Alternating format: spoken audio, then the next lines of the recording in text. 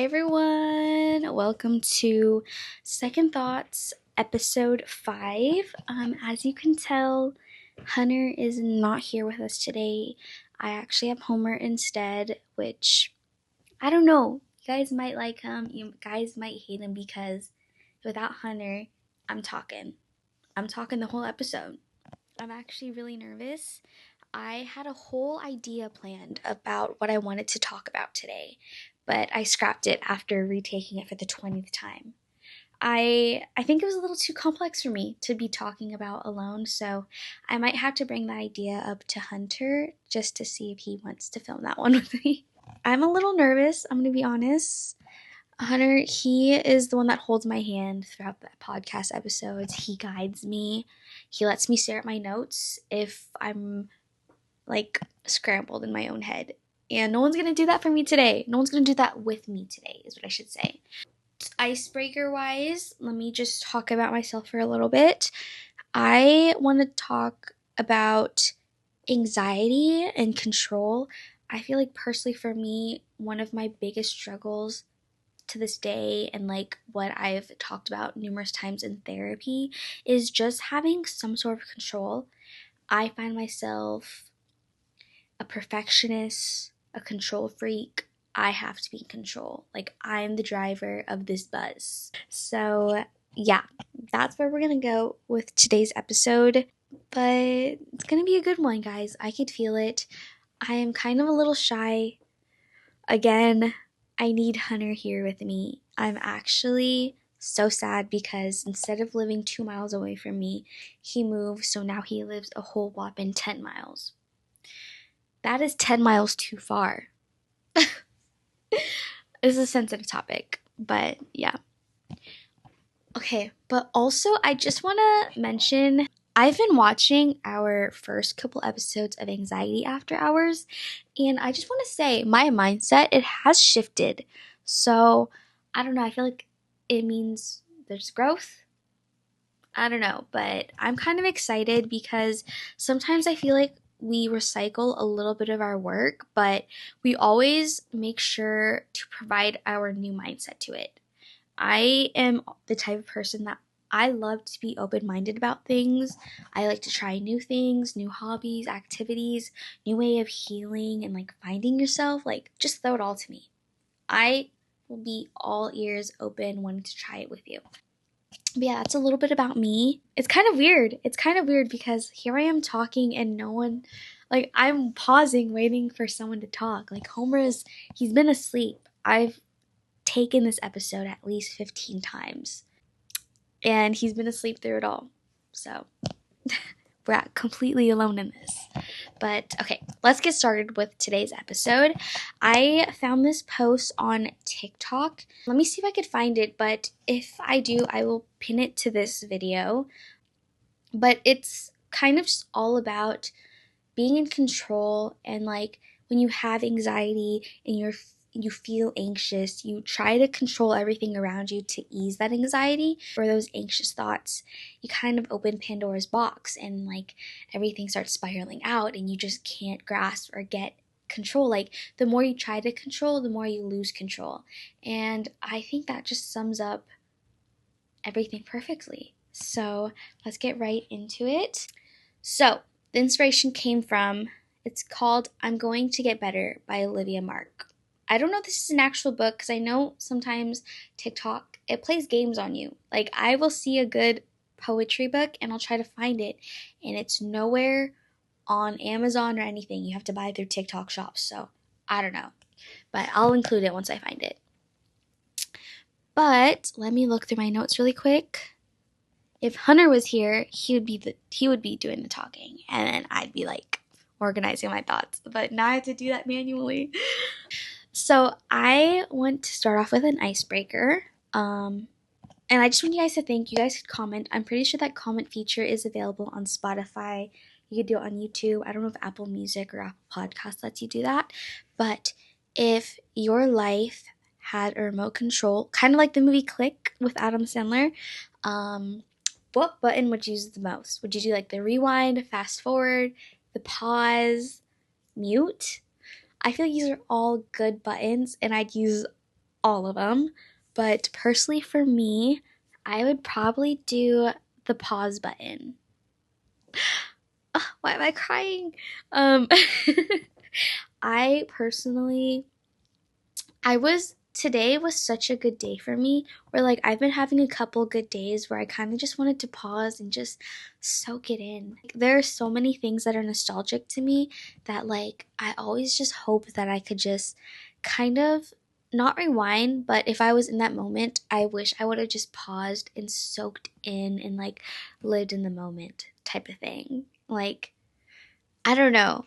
I'm very blessed to say that I have the memories I have and like the family I have that I've gotten to create these memories with. But yeah, I definitely would utilize the pause button. Cuz even like with anxiety and like any struggle I've had, most of the time I just did really need to take a pause and time to reflect on myself. Yeah, so like when I'm having a panic attack, I just need a minute to pause. I don't need to fast forward or rewind. I feel like if I were to do the fast forward button or like the rewind so I could redo it, there would be no growth. For example, rewatching a lot of our Anxiety After Hours episodes, there's a lot of things I've said where I personally don't resonate with the things I've said anymore. It's just not me, but I wouldn't have taken those words back because I wouldn't be able to like trial and error those words, if that makes sense. I wouldn't be in the mindset I have now without being in that past mindset. If I had the opportunity to just like rewind, people would see me as a perfect person because I'd always rewind to fix any error I've made. And with that, there would be no growth. There would be no, I had to learn the hard way. You know what I mean? I don't know. I digress. But I thought that was a really cool question. Yeah, comment your question. Comment your answers down below. I'm very curious. I just love questions like those. That's cool. Okay, I'm gonna move on because there's no one else in this room for me to like hear them out. So we're gonna move on. We've moved on to the remote question, and I brought that question up because it's kind of like the movie Click. Like, this guy had the controller. He controlled every aspect of his life, and at the end of the day, he regretted it because his life was too perfect. Like, he had too much of the reins where he lost control. Like, everything was going crazy. So, why do we crave control? Since no one can answer but me because I have the mic, I guess I'll answer. For me, it's more of like an anxiety thing, an OCD thing, a perfectionism thing, something like that. For example, every night before bed, I have 5 movies on rotation. The movies Coraline, Cat in the Hat live action, unfortunately, but not unfortunately because it's such a good movie. The Parent Trap, Matilda, and there's another one in there. It's usually a wild card, but I watch those movies every night before bed because I I have like this thing where like I I have trouble sleeping at night. So when I go to bed, I like to just sit and like hear the audio so I can imagine it. I don't like putting on new movies before bedtime because I can't control how I'm going to react to the plot because I don't know the plot. I don't like feeling surprised when I'm trying to wind down. So, yeah, I just have to control by watching movies that I've already seen because I already know the plot. I already know the feeling I will get watching it. So I need that consistency and routine. Just the same way I need to clean my room every day. Like, I need to control my environment to control my feelings. So I kind of project my lack of control with my emotions, with my environment. So I crave it. I think there's like the fear of uncertainty that something bad will happen. I won't know how to react. Guys, sorry. Okay, but I digress. I had to take a break to look up how to pronounce this fucking word. It's dichotomy. I'm only going to say that once because I'm pretty sure I butchered that. I'm sorry. But it's kind of just the practice of looking at things we can control versus things we can't control. The things we can control are our actions, our thoughts, our attitude towards things, and like the decisions and our own reactions. So the things we can't control is the people around us, like their reactions, their actions, external events that happen, catastrophic events that happened, anything that we personally didn't do. So we can't control that. But personally for me, my takeaway from that is the more we try to like expand and control things that are not even closely related to what we can control, the more we unlock Pandora's box and things spiral. And that really does affect the inner circle of the things we can control. So the more I try to control other people's reactions, the more I spiral because I realize I don't have that much power. Like, I can't do that. I don't have that access. The only access I do have is what I can do for me. There is going to be the stoic mindset. So instead of focusing on trying to control everything around you, including yourself, you just focus on yourself instead of the things around you. But kind of mentioned when we, like, I forgot what episode we mentioned this in. It was definitely this season, but when we practice, like, just, like, if, sorry, when we practice the stoic mindset and we just control everything in our own power, in our internal forces, and like our reactions, actions, and like our attitude toward things, we're putting that energy into our own selves and improving. And it will guarantee help reduce your anxiety. It's helped me personally. So you have my vote. But I feel like energy can be created and not destroyed. So when you create energy to focus on those external stuff, that energy could have been used for yourself. Like, and that energy can't be destroyed. So like, you're wasting your energy because you are just spiraling. You are kind of like opening Pandora's box and just like everything is coming out. And the more you realize that you're losing a grip on your own self because you're trying to control everything that's external. So you have that energy, use it on yourself, do some self-love, self-practice, focus on your own reflections and everything, and I think that could help tenfold.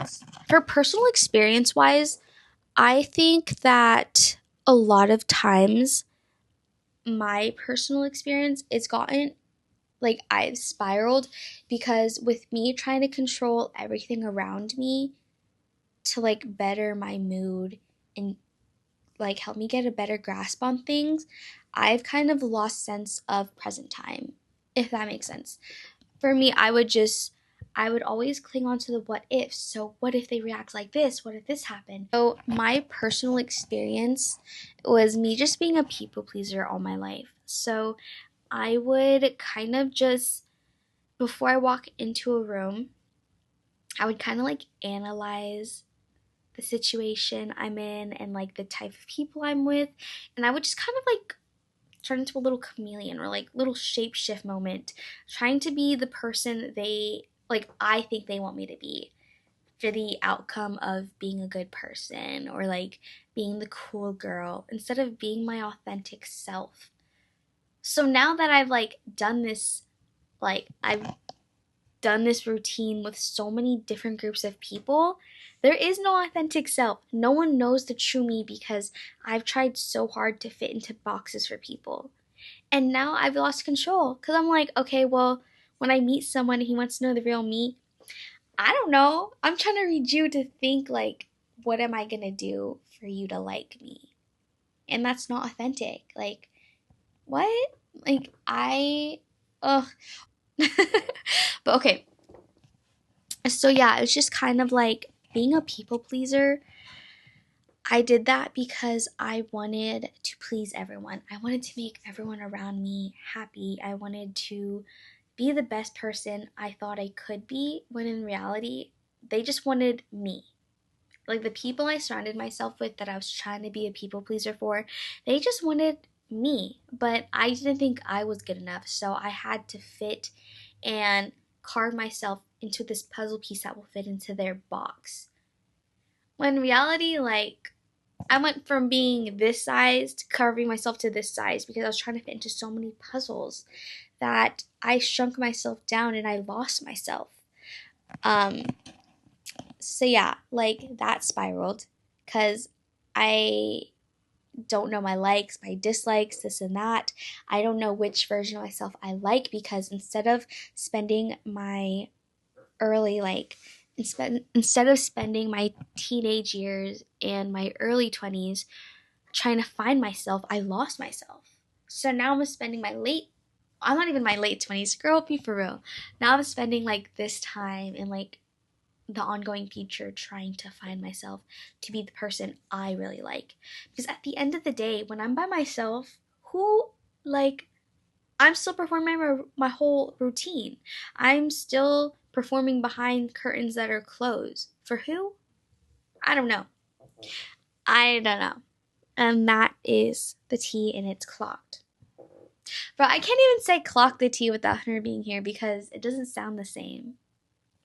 Anyways, so that was my personal experience, and it did feel kind of broad, but honestly, that's the biggest thing I could think of. Okay, but so tips. Let's move on to tips because when I was talking about how it spiraled for me, I remember when I was at my breaking point when I was, I think, 18 to 19 years old. I had this really cool coworker. His name is Thomas. He worked alongside me at this restaurant, and when we took our breaks together, he would give me some bomb life advice. So something he learned in therapy was this cookie cutter theory. I literally had to journal about this.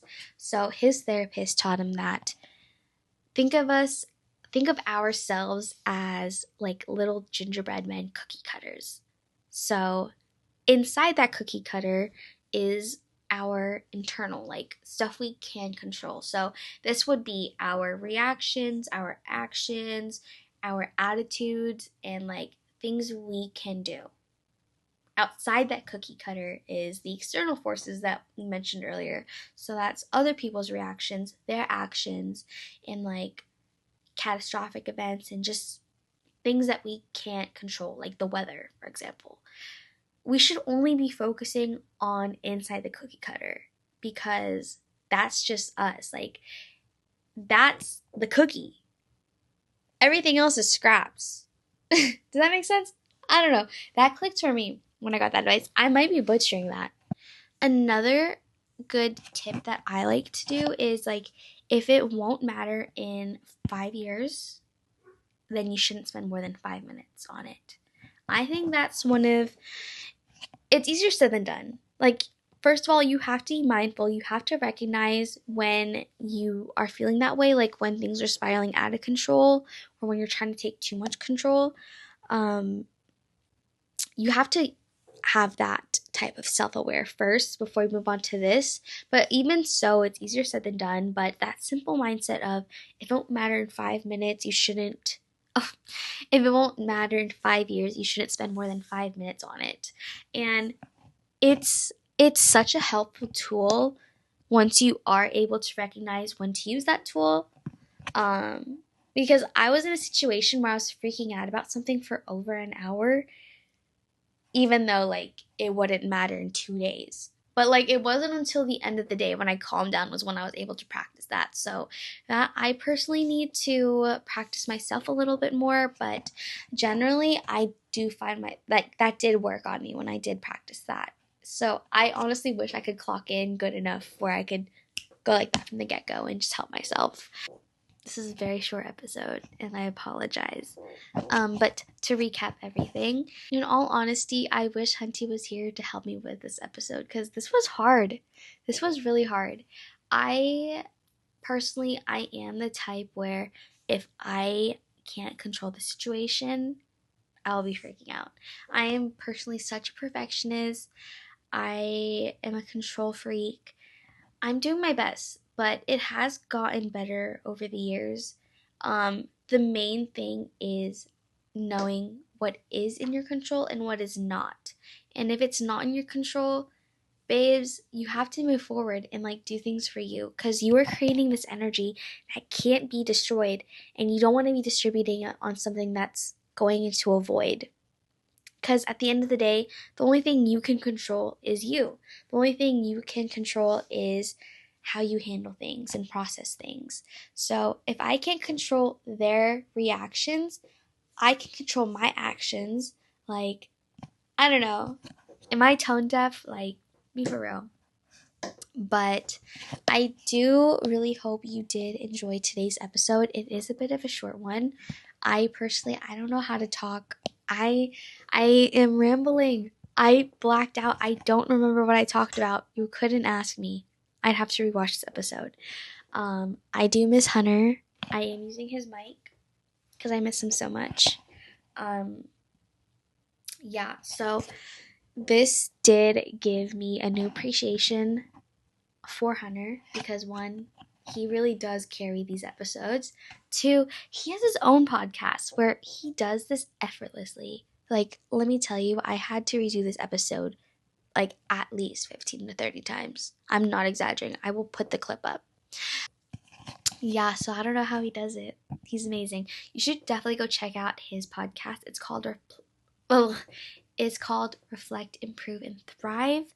It is awesome. He is king. He is everything to me. But yeah, so let me know, like, comment down below, what button would you press on the remote more often? I swear, my pause button would be faded, like you wouldn't even know. I think I'm gonna go to bed, guys, because Homer's making that bed look really comfy, and I'm about to go watch a movie.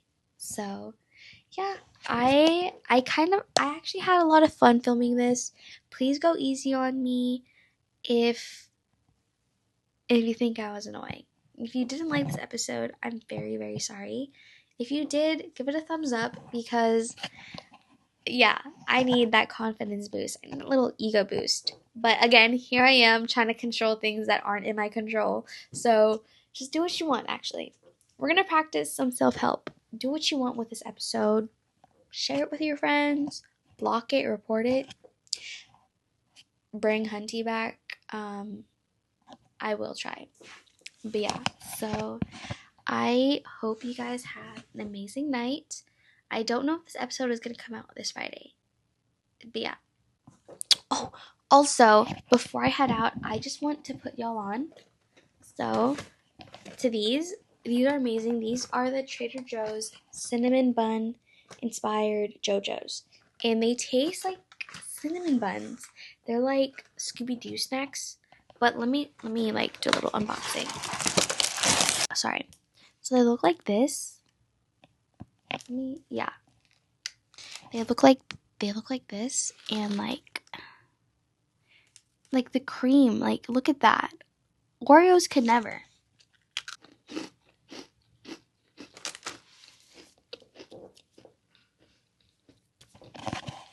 Goodbye, everyone.